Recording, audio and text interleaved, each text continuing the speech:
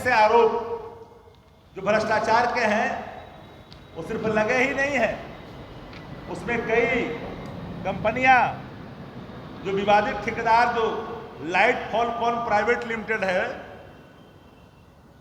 नियम के विरुद्ध विवादित ठेकेदार light Falcon private limited Patna को इनको दिया गया है, काम करने का मौका दिया, लूटने की नियत से, घोटाले की नियत से।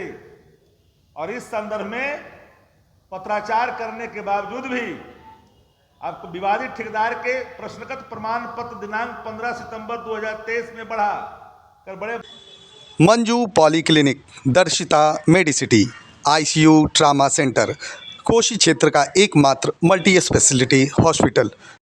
भ्रष्टाचार के तहत शासन 40-50 करोड़ का मामला है ठेका दिलाने का, सारे नियमों को शिथिल करते हुए। इसलिए पूरे पीएमसीएच में जो अराजकता की स्थिति है, ऐसे अराजक स्थिति उत्पन्न करने वाले प्राचार्य को संरक्षित करने के लिए बिहार की सरकार, बिहार के मुखिया जो अचेत हैं और अराजक स्थिति पूरे सत्ता प्रतिष्ठान में जो आया हुआ है, उसका दंश बिहार की आवाम भुगत रही है। हम जानना चाहते हैं, सरकार से जवाब जानना चाहते हैं कि बिहार के अंदर में अधीक्षक के योग्य अन्य अधिकारी हैं कि नहीं है। पीएमसीएच पर पटना के लोगों का विश्वास रहता है, एक प्रतिष्ठित अस्पताल, बड़ा अस्पताल, जहां गरीब किसान मजदूर के जो पीड़ित हैं, जो अस्वस्थ है, वो जाकर के चिकित्सा के लिए जाते हैं।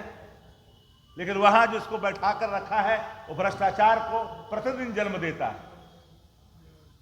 ऐसे भ्रष्टाचारियों को क्या सरकार पुनः सेवा विस्तार देना चाह रही है? तो इन सारे सवालों का जवाब सत्ता प्रतिष्ठान को देना होगा। अराजकता के सवाल पर, भ्रष्टाचार के सवाल पर नेता प्रतिपक्ष आदरणीय तेजस्वी जी ने कई सवाल लगातार, आप पुलिस की अमानवीय व्यवहार, भ्रष्टाचार, बेविचार, अनाचार के सवाल पर लगातार सवाल उठाते रहे।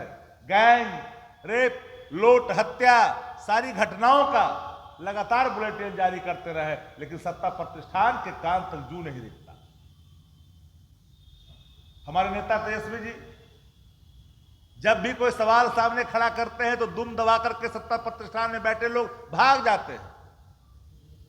सवालों का जवाब देने के बजाय चुपचाप थोथी दलीलें सामने प्रकट करते हैं, लेकिन उनके पास कोई तार्किक वक्तव्य नहीं होता है।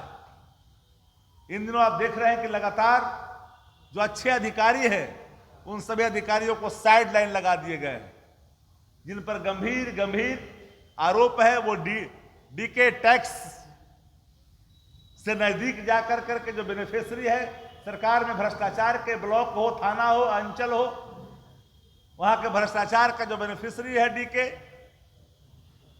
वहां तक पहुंच बना कर करके अपना पदस्थापन मलायदार जगहों पर। लेकिन एक बात मैं आप लोग के माध्यम से सरकार में बैठे अधिकारियों से निवेदन पूर्वक कह देना चाहता हूं कि अच्छा अधिकारी वही होता जो लॉयल्टी टू चेयर होता है।